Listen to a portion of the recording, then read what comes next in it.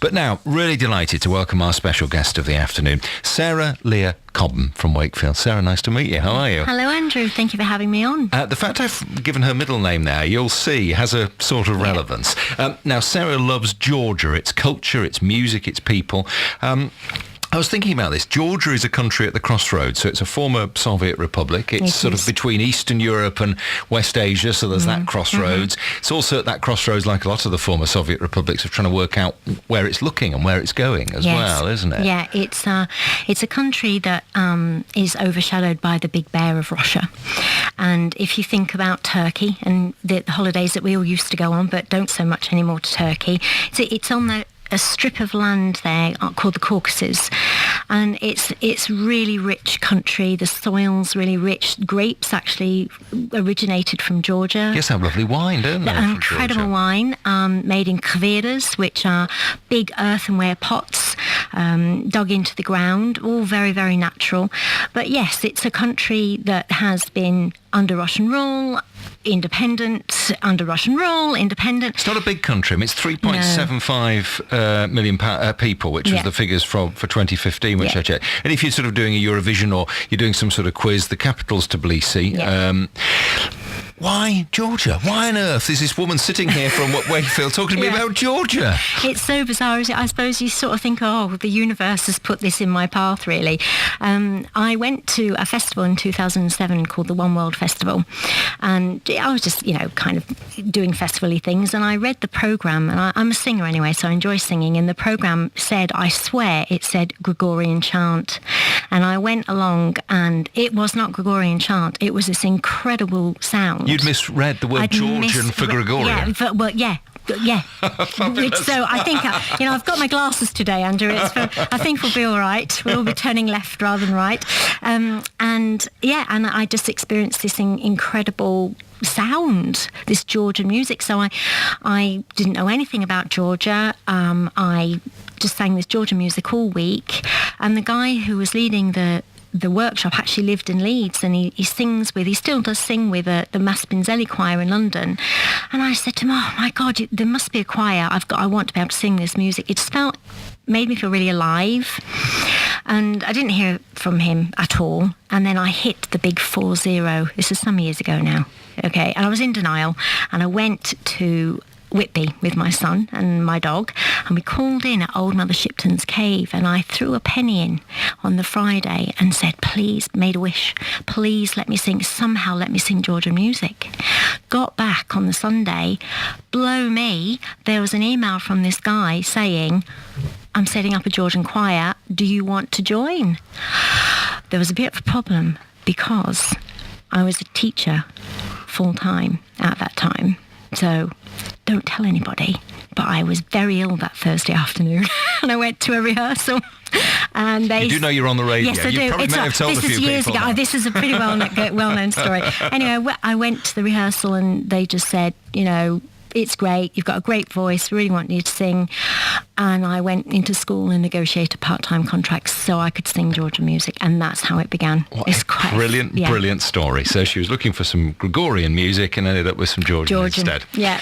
What a fantastic story. We'll explain why am I introducing her as Sarah Leah Cobham. So you'd normally be known as Sarah, wouldn't you? Yes. But I've got a book here in front of me which is written by Leah Cobham. I think there may be a connection called Ninos Song. So we'll talk about that next. Something a little different this afternoon on our Tuesday afternoon together. Sarah Leah Cobham from Wakefield. I was thinking, if you've been watching War and Peace, you probably noticed people being called Natalia or Natasha or different surnames for different contexts. I wonder if there's a bit of that going on as well. And you've ended up writing Ninos Song. Who or what is Nino? Oh, this is a fascinating question. Nino was a woman that travelled to Georgia in the 3rd century, taking the word of God. She was a very early disciple, and she converted, first of all, the Queen Tamar, and then her husband, who were pagan, not like pagan, our pagan, but sort of the equivalent of pre-Christians in Georgia. And as a result, she's attributed to the conversion of a whole country from the old religion into Christianity. So she's known as Saint Nino. Now, what I found the last time I was in Georgia, in fact, my relationship with Georgia's been going for about 9 years, and this Saint Nino is always there. She's an amazing, fantastic character from history, but like a lot of women, she's been rewritten to suit a secular view of what the woman should, I use that word very loosely, be. And you're really interested in the role of women in that country, and the role of women here for that matter, aren't you? Yeah, absolutely. Yeah, a lot of the things that I do are about empowering the female voice through creativity, through writing, through art.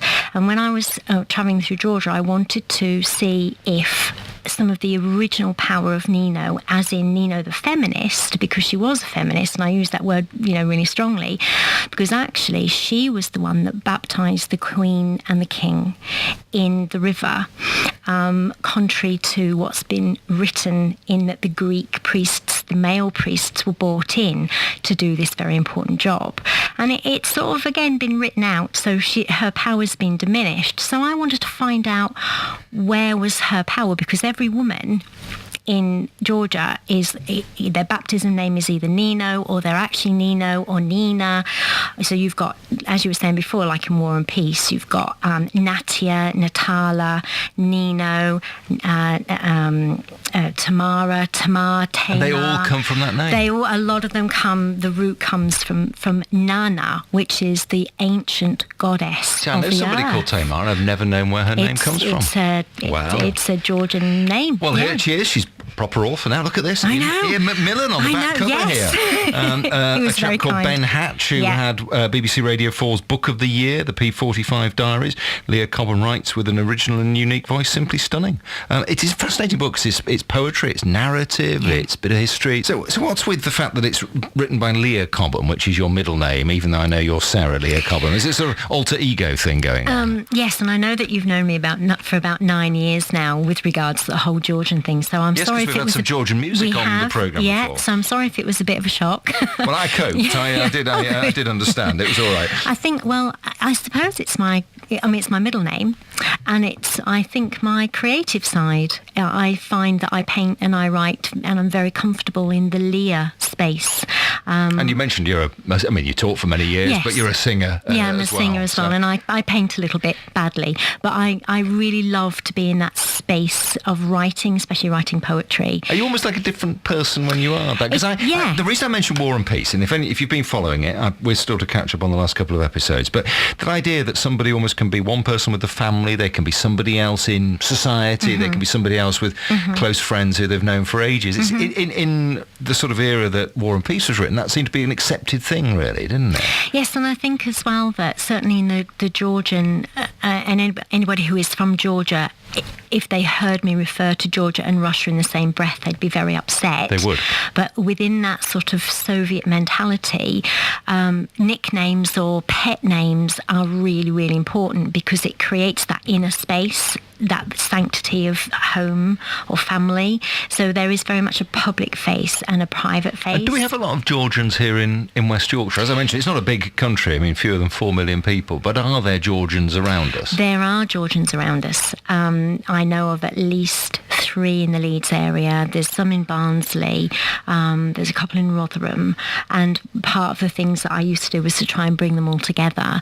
But they tend to marry into English families, and so they have their own sort of family. Isn't Katie Mellower from a Georgian family? She was born in Georgia, and then she went to America with her father's work when she was little. But she's very much quite recently reconnected with her Georgian roots. And her sound, her voice is very Georgian. It's very rich. It's like the soil of Georgia, which is very ochre and rich. If you do want to look for the name Leah Cobham online, you may come across this little film that she's made. Just have a listen to the start of it, because this accompanies some images of a lovely house and some women smiling and sitting around a table. Whilst travelling in Georgia, I met 3 amazing sisters who had chosen to focus on their careers rather than marry. This is really unusual in Georgia, so I was really keen to meet them. One was an ethnomusicologist, one was a head teacher teacher, and the other one was a lawyer. Their home had been for several generations a sanctuary for struggling artists and those seeking refuge. I wanted to see if the original magic and power of Nino was alive and well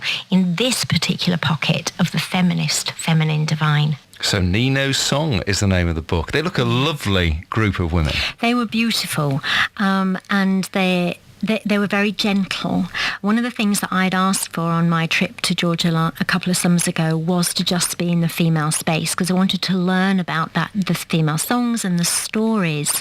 Is it quite a traditional society still in many ways? In other words, is it more blokey perhaps than some people listening to this might think of life here being? Yes, it's a very patriarchal society. They're much more modern in their outlook in the capital of Tbilisi and over in Batumi as well, which is on the Black Sea.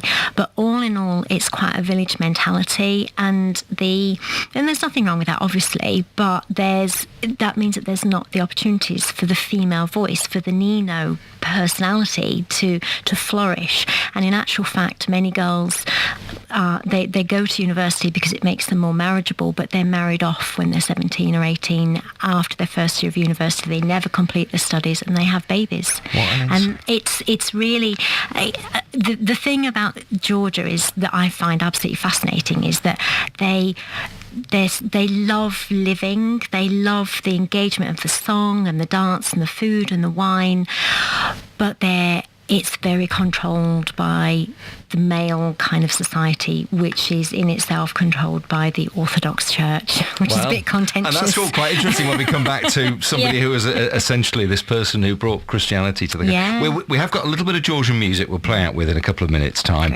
and we'll talk about a big launch event where I'm expecting there might be a bit of Georgian music, because you actually finished the book as a result of a role in Wakefield. Just tell us about, you've been a writer-in-residence, haven't you? Yes, I'm that role is now coming to an end, but I've been the writer-in-residence at the Well Women's Centre in Wakefield and the creative facilitator there. That role is continuing.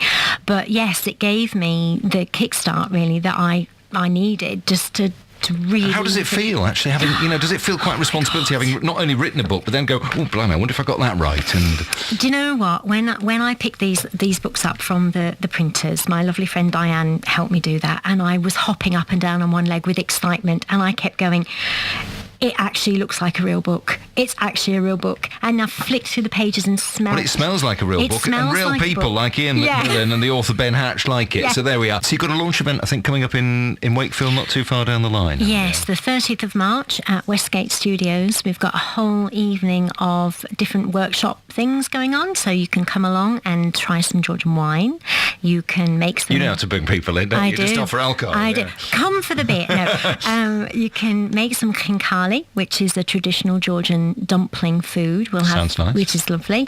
You can, there'll be a Georgian food stall, so there's all sorts of different Georgian things. I know they're very different foods from very Georgia. Walnut-based, pomegranates, lots of meat. So when I talked about it being at the crossroads of the East and the West, that food is perhaps reflected in that, isn't it? You've got an Asian influence, Middle Eastern influence, Syrian. It's really an interesting, lots of incredible spices. And then there's a writer's workshop, and then there's a Q&A with me, and there's also Georgian singing. So it's a whole evening. And I bet you're going to sing, aren't you? I am going to be singing Shenkar, actually, which is a beautiful song, which is actually the beginning of Nino's song there. Yeah. Oh, how beautiful. I've got a little bit of music to play. Let's just let you listen to this, and then we'll get Sarah to translate, as it were, what we're hearing.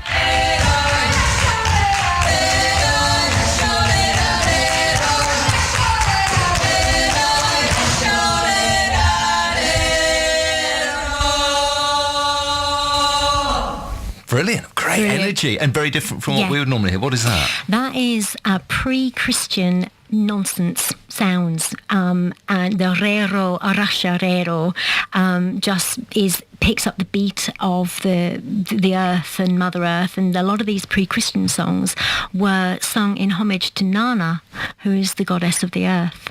So the wonderful thing about Georgia, which I absolutely love, when you're seeking the woman's voice, it's in the music. You can track it back through talking about words and phrases that you are remembering and your listeners are remembering this afternoon. Those ancient sounds and those ancient words come into, they're still alive. So it's like a continuous line all the way through, isn't it? Absolutely fascinating. Yeah. So that's at Westgate Studios in Wakefield on the 30th of March. 30th of March as part of the Art Walk, yes. Lovely. Really nice to see you. Thank you very much for coming in. Thank you so much for having me. Leah Cobham.